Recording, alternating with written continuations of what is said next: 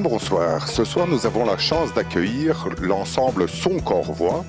Je ferai une petite interview de Jean Mastin, mais je vous propose d'abord de voir un petit extrait. Toi et moi.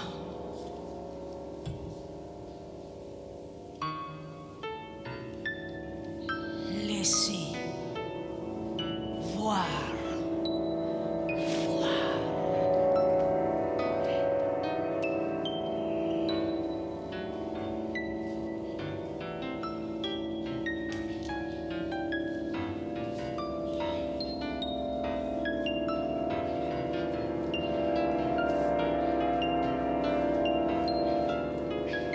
Comme je vous le disais au début, j'ai à mes côtés Jean Mastin. Jean Mastin, bonsoir. Bonsoir.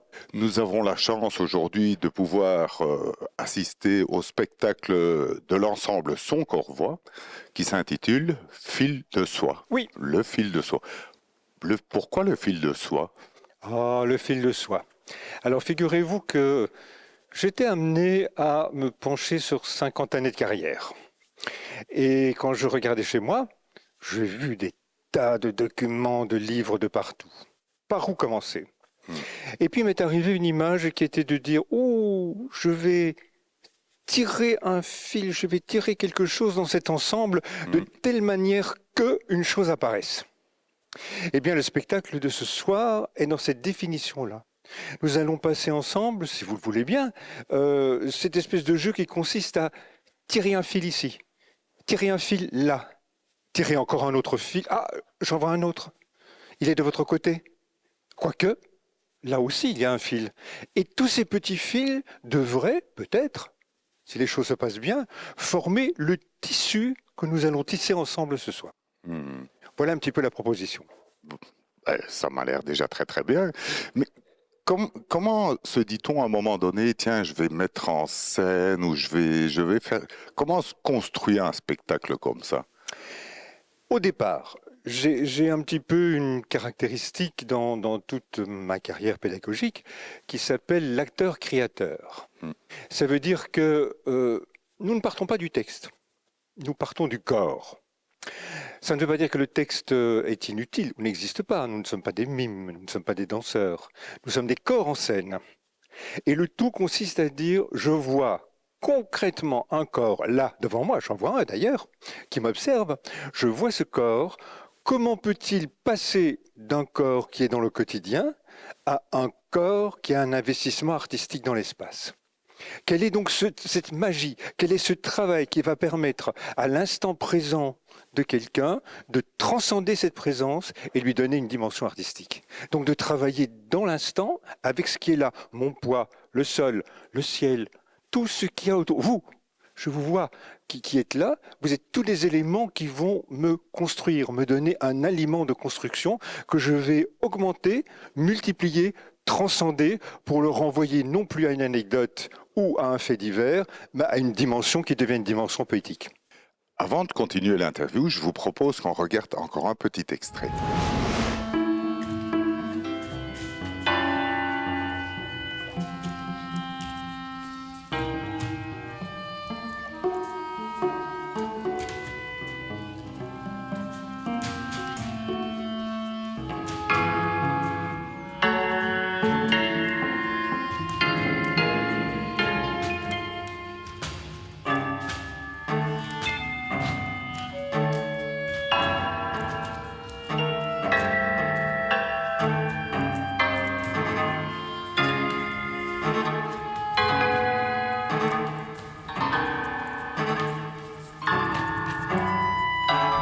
Je me suis fait la remarque qu'en fait interviennent énormément de choses dans ce spectacle. Je me dis, on a de la musique, on a de la danse, on a de la projection, on a une partie du public qui fait partie un petit peu, qui fait un petit peu partie du spectacle aussi. Était-ce une volonté, ça? Ah, c'est la base même du travail. Je veux dire par là que oui, c'est une polyphonie, si vous voulez. Le travail de Son Corps Voix depuis très très très longtemps, c'est de toujours se confronter à ce qu'il ne connaît pas. donc à des éléments. J'ai eu l'occasion de mettre en place les humanités pluridisciplinaires, on les appelle plurielles maintenant, donc à la fois la danse, les arts de la parole, le côté plasticien, et puis la danse. Voilà, on est là-dedans. Et alors le projet consiste non pas à avoir 4 personnes qui font chacune leur partition, mais comment, quand on se réunit, faire de ces 4 personnes une seule personne qui résonne fortement et de faire naître à un moment donné un projet inconnu. C'est un petit peu l'objectif de ce soir. Je ne sais absolument pas ce qui va se passer. Nous avons tous travaillé pendant des mois, médité pendant des années très souvent, et ce soir est un lieu. Nous sommes ici dans un lieu de création et le public crée avec nous. C'est parce qu'il est là que nous pouvons être là et créer avec lui. Donc il fait partie du spectacle. Et cette notion de création fait que nous avons les musiciens qui sont là et Laurent Pigelet ainsi que les 2 musiciens qui l'accompagnent. Laurent a écrit purement et simplement une œuvre de 45 minutes qui est une œuvre originale. Justement, j'allais vous poser la question. Oui. Pour ce faire, vous êtes accompagné de Laurent Pigelet, qui a écrit toute la partie musicale de ce spectacle. En plus d'écrire ce spectacle, Laurent Pigelet est un ami de longue date chez vous. Et donc, ce n'est pas la première fois que vous travaillez ensemble, si je ne m'abuse. Absolument. Nous nous étions vus à l'époque, on avait travaillé ensemble, puis on s'est perdu un petit peu de vue, et puis on s'est retrouvés. Et ce fut un moment excessivement particulier, qui est que nous travaillons en osmose. C'est ça le problème. Il n'y a pas des invités dans ce groupe. Il n'y a que des gens qui sont potentiellement dynamiques à 100%. C'est une énergie commune à un moment donné qui naît et qui fait que quelque chose doit effectivement exister dans la rencontre. Vous savez, la base, c'est le lien.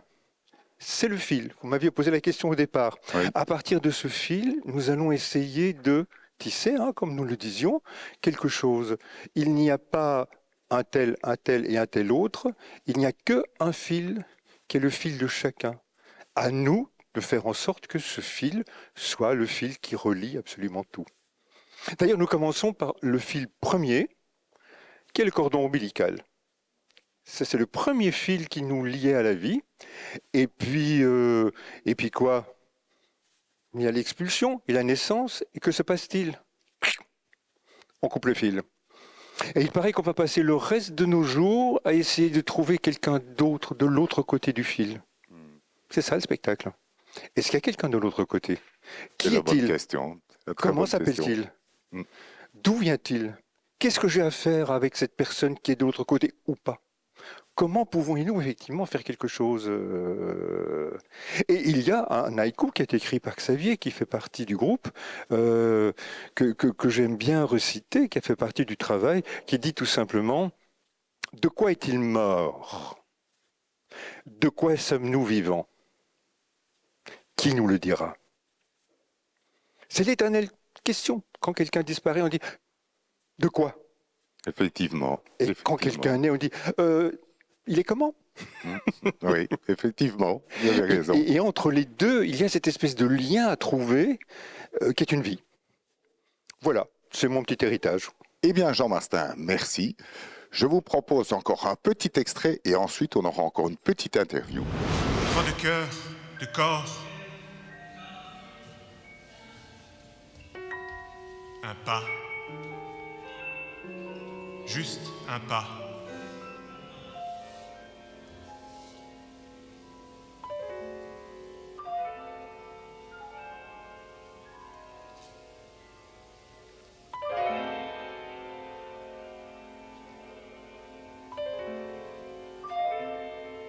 Voilà, j'ai la chance d'avoir à mes côtés Laurent Pigelet. Bonsoir. Bonsoir. Ce soir, on part vraiment dans un tout autre univers, parce que tout à l'heure, je voulais lire, je vous faisais la remarque que je ne savais pas vraiment lire les notes sur votre partition, et vous m'avez répondu. C'est un peu normal parce qu'il s'agit de la musique contemporaine et le solfège académique n'est pas toujours adapté à ce genre de partition. Et donc voilà, ce soir, ce sera de la musique contemporaine. Oui, effectivement, donc de la musique d'aujourd'hui que j'ai composée moi-même. Mais oui, justement. Je voulais justement vous poser la question. Vous n'êtes pas là innocemment. vous êtes là parce que vous avez composé toute cette musique que nous allons entendre ce soir. Voilà, et composer, c'est un mot qui est un petit peu galvaudé dans la mesure où ce que j'ai écrit n'est pas tout à fait gravé dans le marbre, puisqu'il y a une certaine marge de liberté qui est donnée aux interprètes. En ce sens que ce n'est pas tout à fait de l'improvisation, ce à quoi nous allons assister. Ce n'est pas tout à fait de l'interprétation au sens où le musicien respecte à la lettre toutes les notes de A à Z. C'est quelque chose qui est un petit peu entre les deux. Donc il y a des directives qui sont données aux musiciens, il y a des choses qui sont obligatoires, mais il y a aussi des choses qui sont aléatoires, qui sont libres, et à eux de créer leur propre partition, entre guillemets, en temps réel. Et donc si on voit ce spectacle, si on le voit 10 fois, les 10 fois risquent d'être différentes Exactement. L'une de l'autre. Donc le cadre général va rester identique. Ce sera toujours grosso modo la même œuvre en 6 tableaux. Mais à l'intérieur, les voyages, les parcours vont changer d'une interprétation à l'autre. Une autre particularité chez vous et ce soir, en fait, on m'a parlé d'un piano augmenté. Oui. Est-ce exact? Tout à fait. Alors on voit derrière moi, il y a un magnifique piano à queue et à côté, il y a un piano électronique qui est relié à un ordinateur et toute une série d'instruments électroniques qui permettent de faire en sorte que la sonorité d'un piano classique comme celui qui est derrière moi soit plus large que ce qu'on a l'habitude d'entendre. Alors, je vais prendre un seul exemple. Par exemple, dans le 3e tableau, on va entendre des résonances qui augmentent.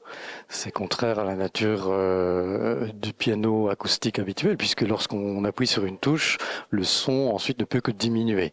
Mais l'électronique permet de faire le trajet inverse, de faire en sorte qu'après l'attaque du son, le son commence à augmenter. Autre exemple quand même, sur un piano classique, nous sommes limités par ce qu'on appelle les demi-tons. Les demi-tons, c'est l'espace le plus petit entre 2 touches. Mais grâce à l'électronique, on peut aller encore plus en profondeur, zoomer et avoir des quarts de ton, des tiers de ton, ce qu'on appelle les micro-intervalles. Voilà, c'est ce genre de choses que je vais explorer dans cette œuvre et qu'on va pouvoir entendre ce soir. Pour en revenir justement à cette œuvre, un jour, vous retrouvez Jean Mastin et vous vous dites à ce moment-là, tiens, on ne ferait pas quelque chose ensemble. Comment ça s'est passé en fait? Alors Jean et moi, on se connaît depuis très longtemps puisque nous étions collègues à l'Académie de cours Saint-Étienne. Et nous avions collaboré quelque peu autour de la danse et du théâtre à l'époque. Et puis Jean est revenu vers moi il y a 2 ans pour me proposer un travail avec son Corvois. Son Corvois qui est un collectif à géométrie variable et qui est composé de personnes parfois issues de l'Académie de cours Saint-Étienne, mais qui viennent parfois d'ailleurs. Et qui travaille autour de l'expression corporelle, on va dire, de l'improvisation autour du mouvement, mais aussi de la relation au son. Et donc l'année dernière, j'ai pu les accompagner dans un travail d'improvisation pianistique. Nous avons eu plusieurs représentations. Et puis ensuite a suivi une proposition de Jean vers une partition tout à fait écrite.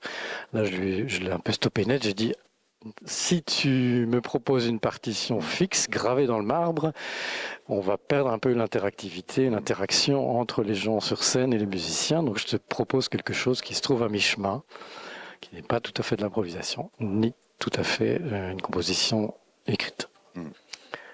Je propose qu'on regarde un petit extrait et puis on continue cette interview.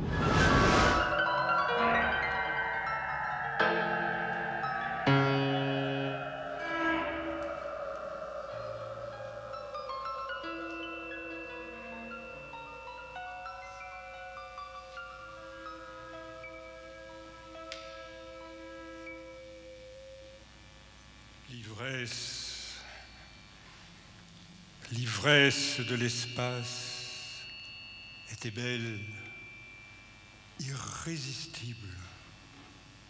Voilà, en fait, On m'a dit tout à l'heure, ne lui pose surtout pas la question sur les cerfs-volants, parce que sinon il va être intarissable. C'est quoi cette histoire de cerf-volant chez vous, en Alors, fait? c'est juste une passion qui m'anime depuis que je suis tout petit. Je fais même partie encore maintenant du club national de cerfs-volants de Belgique, qui Ça s'appelle existe? NCB, le nouveau bon cerf-voliste belge. Et ma relation au cerf-volant, elle est très étroite. Elle n'est pas seulement visible sur le plan du vol, de la beauté poétique de ces objets en l'air, mais aussi parce que le cerf-volant permet de faire de la musique. En Ah effet, le cerf-volant est retenu par une corde, et Mhm. lorsque le vent prend dedans, eh bien, ça peut faire un son qui est très riche et très intéressant pour un compositeur. Mhm. Et donc, dans un des tableaux, le deuxième tableau, intitulé Icar, sera diffusé un enregistrement que j'ai réalisé moi-même à partir de cordes de cerf-volant, ou plutôt du vent qui prend dans la corde du cerf-volant. Mhm. Et sur ce son-là va se greffer un son de violoncelle. Donc la violoncelliste Emmanuelle Ginsburg va jouer en temps réel des choses qui ne sont pas tout à fait écrites, mais qui vont se marier à ce son-là. Et le piano électronique que vous avez derrière vous va aussi interagir avec ce son-là et se marier en faisant en sorte que ça sonne toujours bien, en quelque sorte. Mhm. Voilà. Mais je suis curieux, je suis curieux. Laurent Pijolet, je vous remercie. Je Je vous vous souhaite remercie un également. excellent concert et nous Merci. nous retrouvons le mois prochain.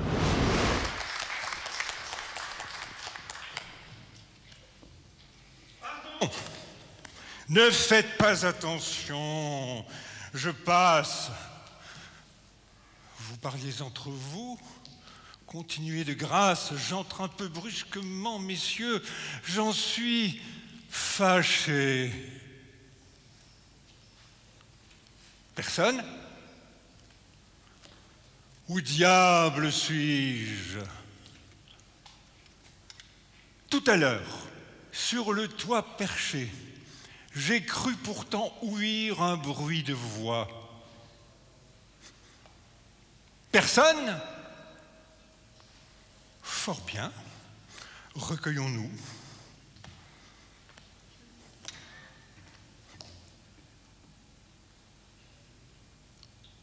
Où diable suis-je? Vais-je pas m'effarer pour n'avoir jamais vu de maison faite ainsi? Fort bien.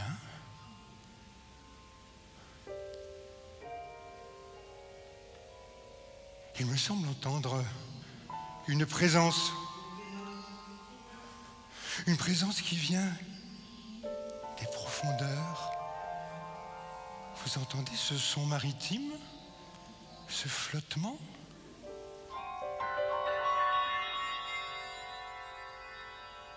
Oui, c'est bien de ce fil-là qu'il s'agit.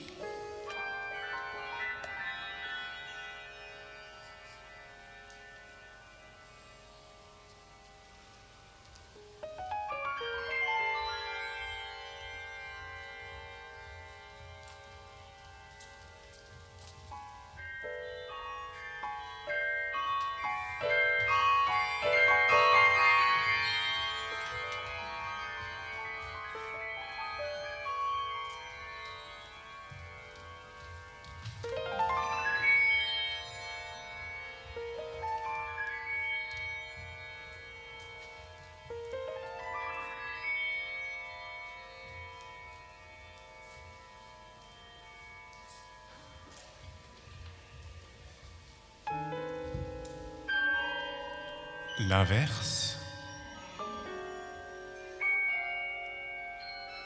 Juste un pas.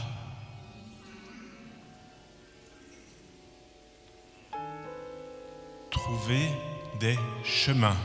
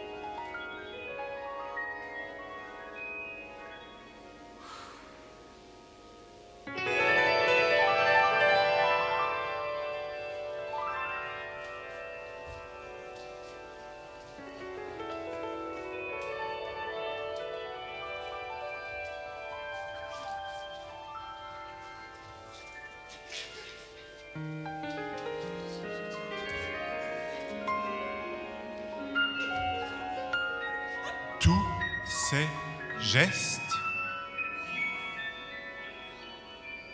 continuellement.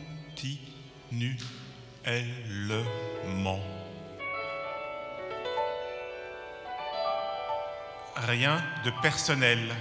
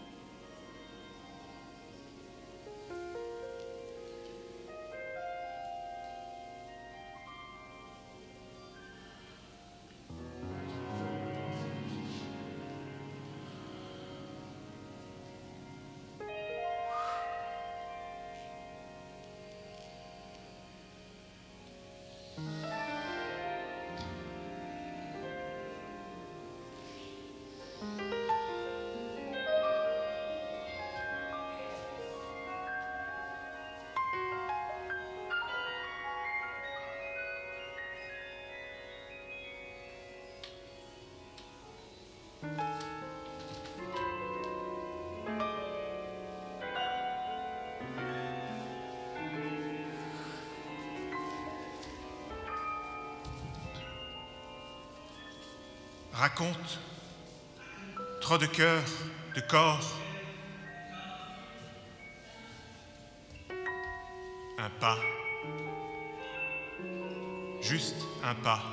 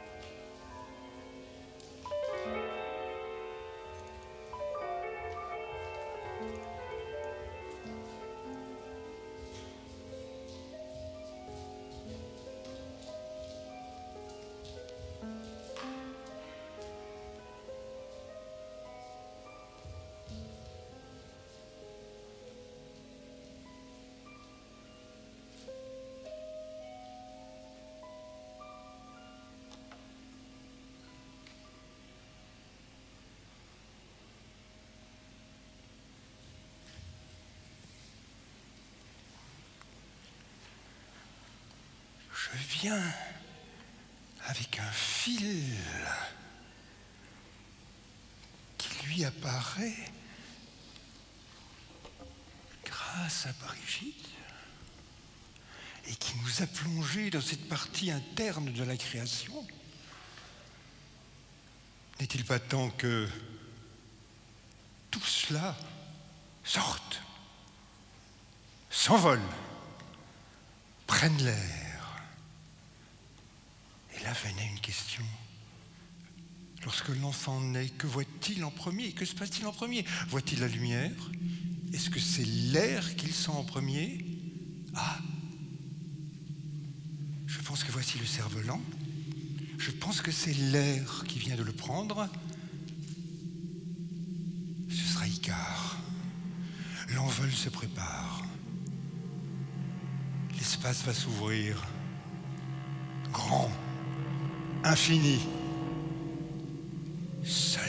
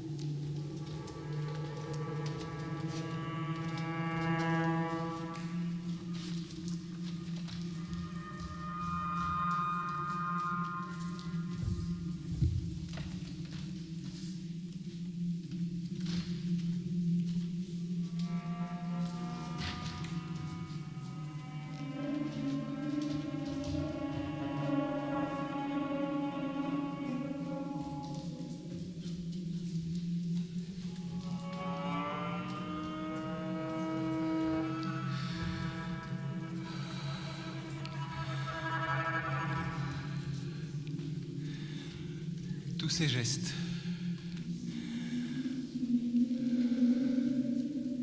Il faut trouver des chemins. Trouver des chemins. Trouver des chemins dans l'espace, bien sûr.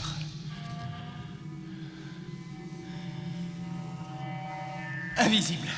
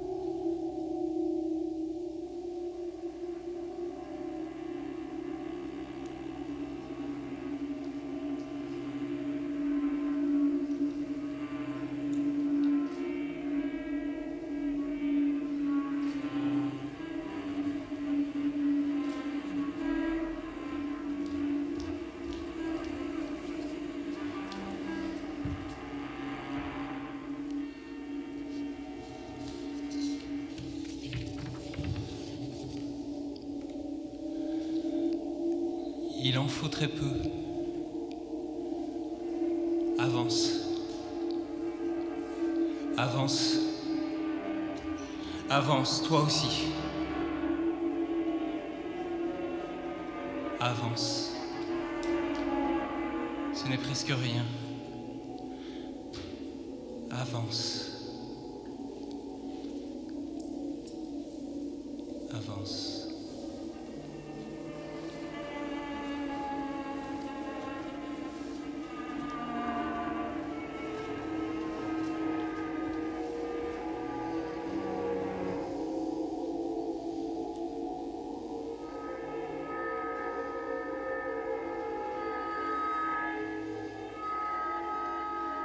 Avance. C'est ténu. C'est presque rien. C'est ténu. C'est la même chose. Avance. Avance. C'est ténu. C'est presque rien. C'est presque la même chose. Avance. C'est ténu. C'est presque rien. Avance. Avance. Avance. C'est ténu. C'est presque rien. C'est presque la même chose. C'est ténu. C'est presque rien. C'est presque la même chose. C'est ténu. C'est presque rien. C'est presque la même chose.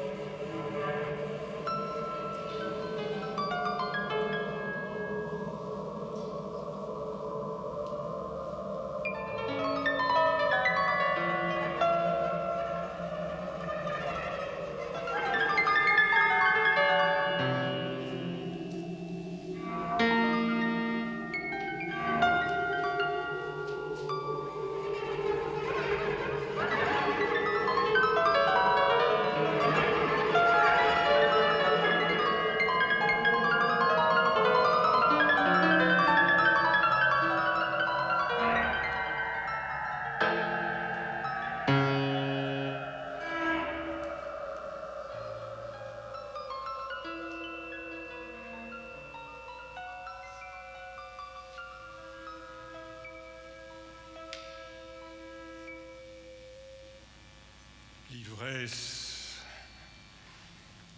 l'ivresse de l'espace était belle, irrésistible.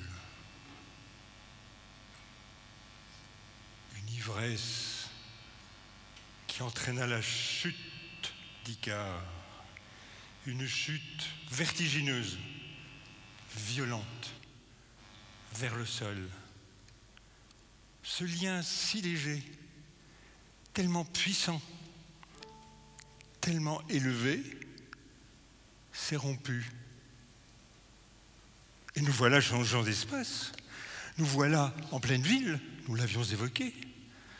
Pas n'importe laquelle.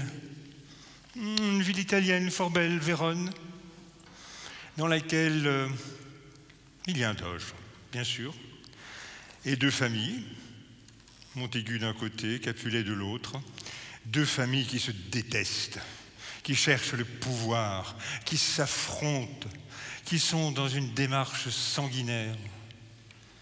Et tout à coup là, de manière totalement nouvelle et inattendue, se crée un lien lui aussi irrésistible, pas transcendantal, horizontal. Deux jeunes, issus chacun de cette famille qui se déteste, tombent éperdument amoureux. Mais alors, un amour comme personne ne peut en concevoir. Et ce soleil qui était dans le ciel tout à l'heure, le voilà entre deux êtres. Et Shakespeare dit très clairement, Juliette est le soleil. D'ailleurs, Juliette, c'est le mois de juillet, lorsque tout est solaire. Voilà donc les amants pris entre cette épouvantable opposition, cette épouvantable guerre.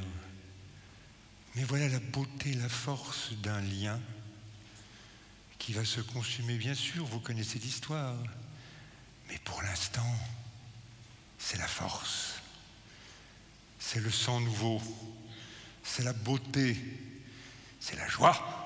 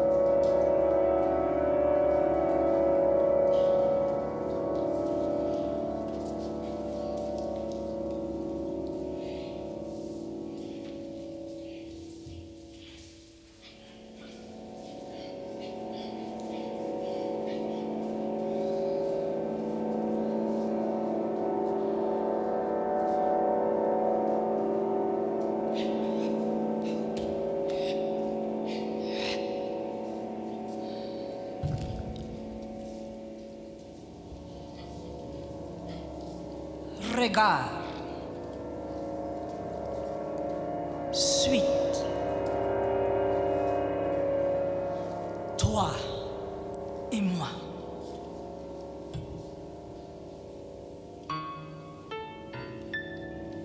Laissez voir.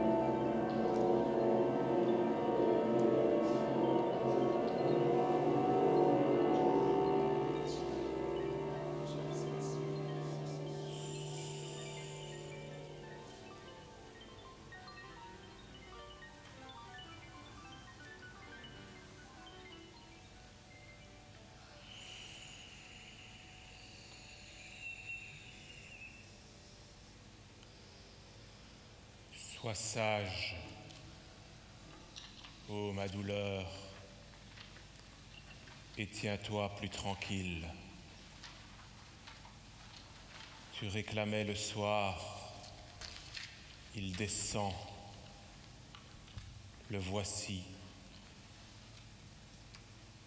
Une atmosphère obscure enveloppe la ville, aux uns portant la paix, aux autres le souci.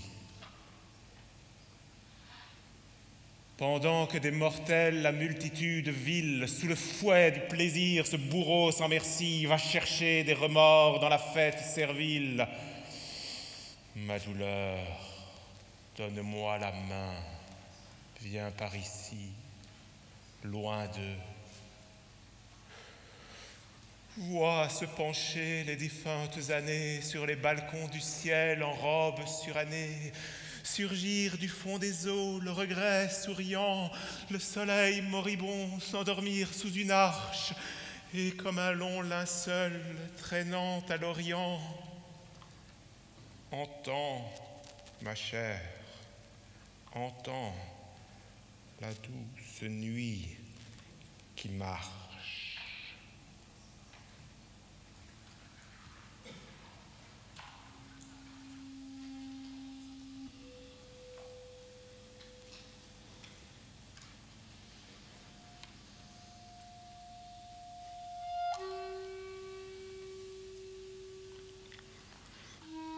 Nous allons quitter Vérone.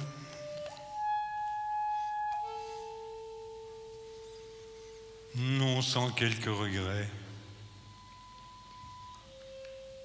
Mais voici un destin immortel,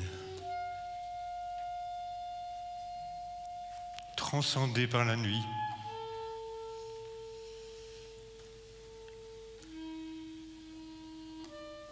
Après cette ville, voici aussi un destin dur, très dur. Nous allons plonger dans une caserne. Dans cette caserne, il y a un soldat. Tout au bas de la hiérarchie. Il s'appelle Wojciech. Il est lui aussi dans la même relation amoureuse, amoureux d'une jeune femme qui s'appelle Marie. Mais Marie n'est pas exclusive. Elle est une fille à soldat dans cette caserne. Néanmoins, Wojciech est éperdument amoureux. Il lui a fait un enfant. Mais Marie voudrait davantage de cadeaux, des bijoux, de l'argent, une maison. Et Wojciech s'est vendu. Il s'est vendu au médecin qui le rétribue pour faire des expériences sur lui. Des expériences très dures, physiquement éprouvantes. Et de l'autre côté, son capitaine le prend pour un souffre-douleur. À tel point que cet homme, ce soldat, petit à petit va perdre la raison. Son corps, dans la folie, va prendre la forme d'un automate. Et cette folie le poussera au-delà de tout ce qui est concevable. Il ira effectivement jusqu'au meurtre de Marie. Et la question que Buchner pose, qui est responsable de la rupture de ce lien? Wojciech ou la société qui l'entoure?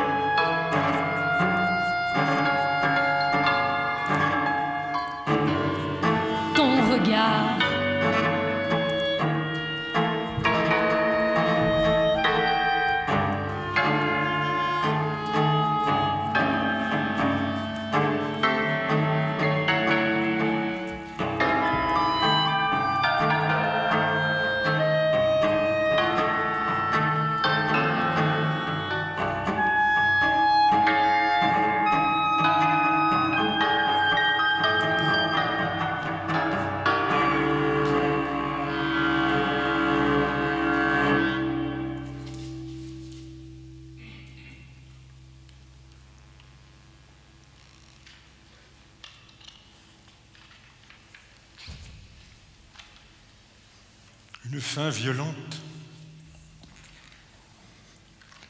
une vie qui s'arrête, un destin brisé, un homme abîmé. Maintenant, l'espace va encore se rétrécir. Vous vous souvenez?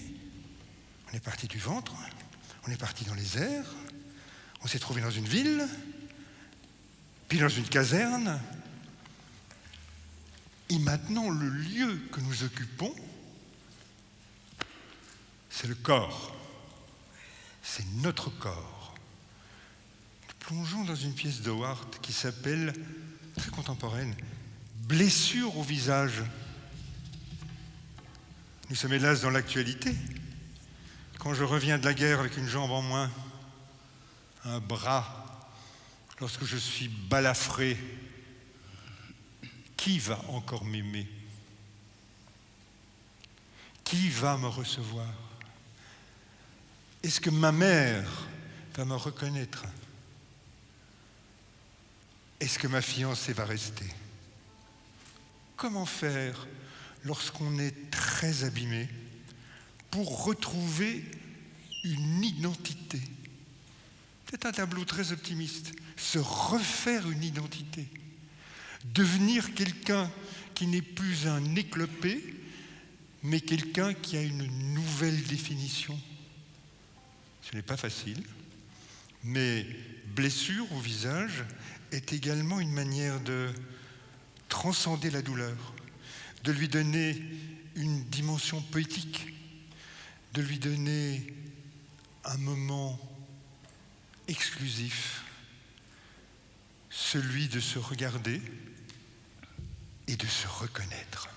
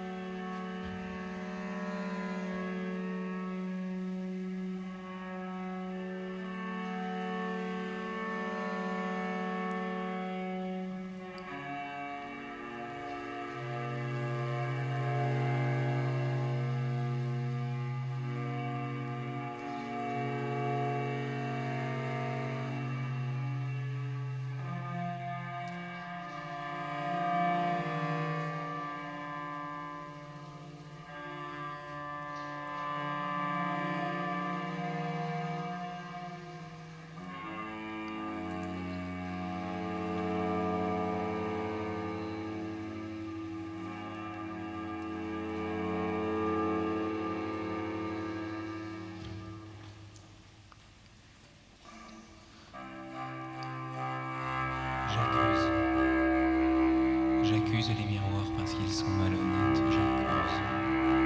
J'accuse les miroirs parce qu'ils sont malhonnêtes. J'accuse.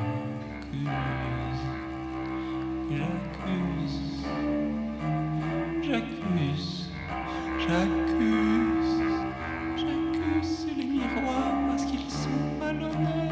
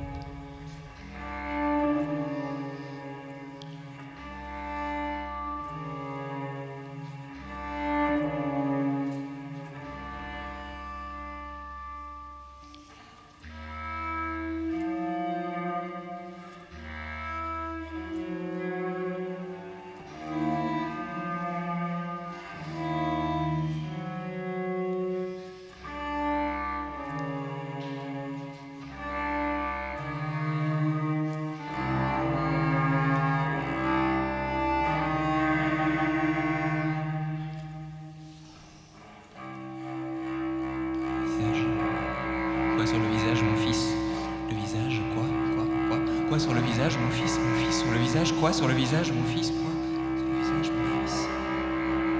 Quoi sur le visage, mon fils. J'ai parfois l'impression de ne pas pouvoir déchiffrer ton visage, quoi sur le visage, mon fils, mon fils.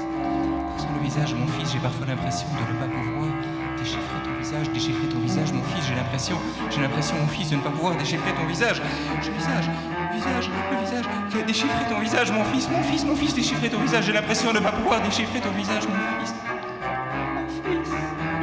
Mon fils, j'ai l'impression de ne pas pouvoir déchiffrer ton visage, mon fils.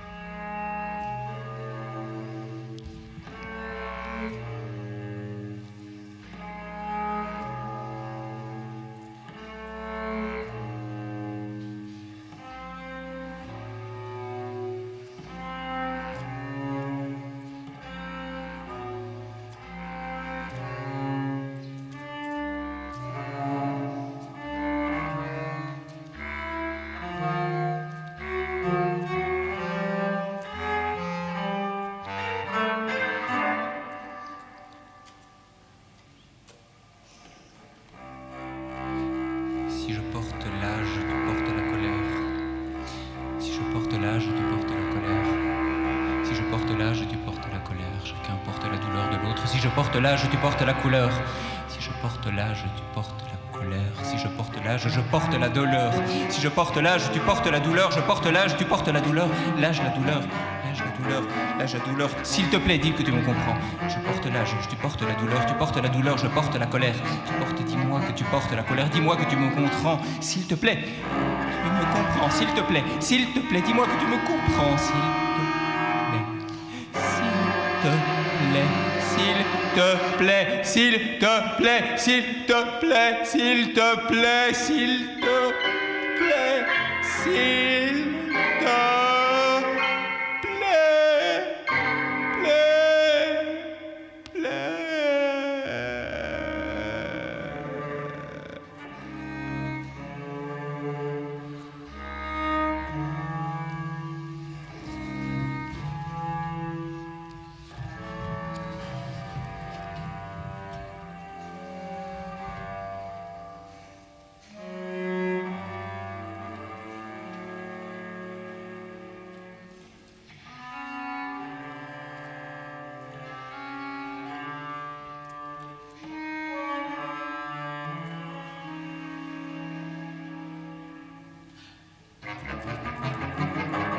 As-tu un visage ou non? As-tu un visage ou non? As-tu un visage ou non? Soyez humain, ayez un visage.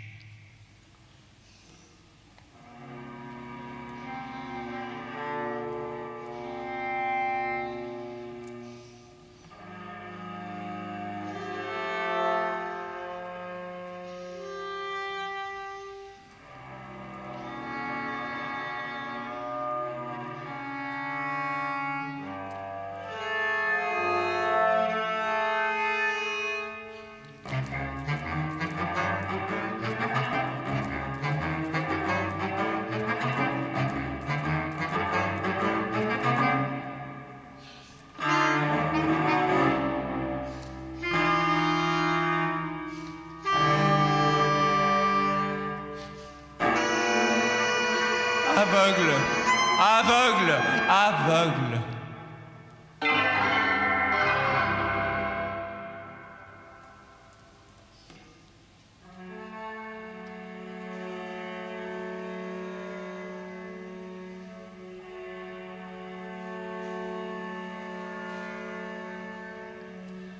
Garde, rendez cet homme aveugle.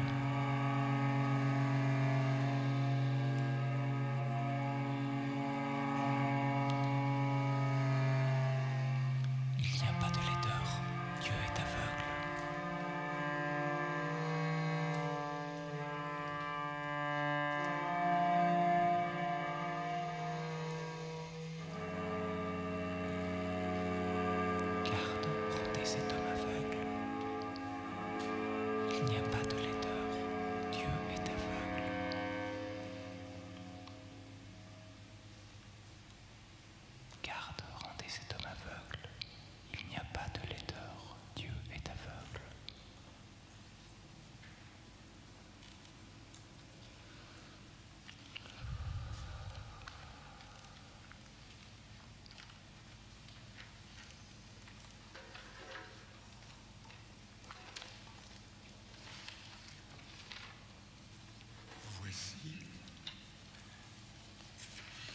Voici venue l'heure des passages, une traversée rapide des 6 moments pour arriver à la conclusion.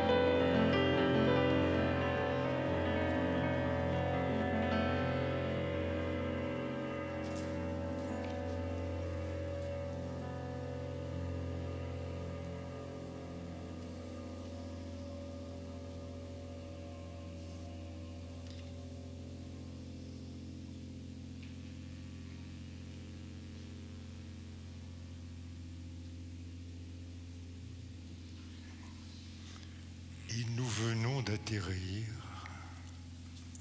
dans cette petite arène où nous avons commencé, au centre culturel d'Aiguezé, dans un écrin choisi.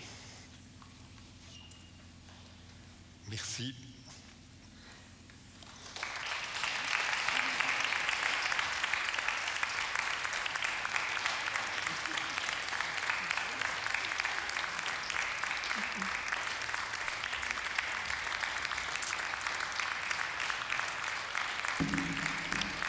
Voilà, venez. Ils sont tous là.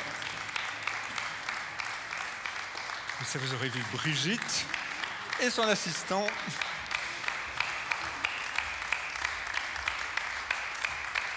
Merci au Centre culturel de nous avoir permis cette expérience avec vous. Merci à vous d'avoir assisté à cette expérience.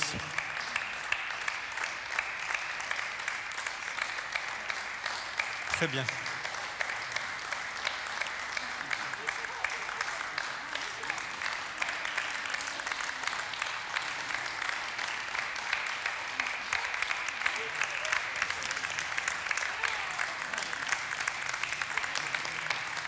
Voilà.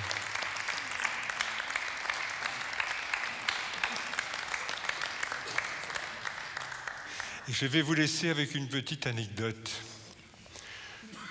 pour rendre les choses tout à coup légères. Certains d'entre vous connaissent peut-être le prince de Talleyrand. Et un matin, dans sa chambre, il met son chapeau. Et son valet de chambre lui dit Prince, excusez-moi, mais votre chapeau est de travers. Et Talleyrand répond c'est comme ça qu'il doit être. C'est votre regard qui est de travers.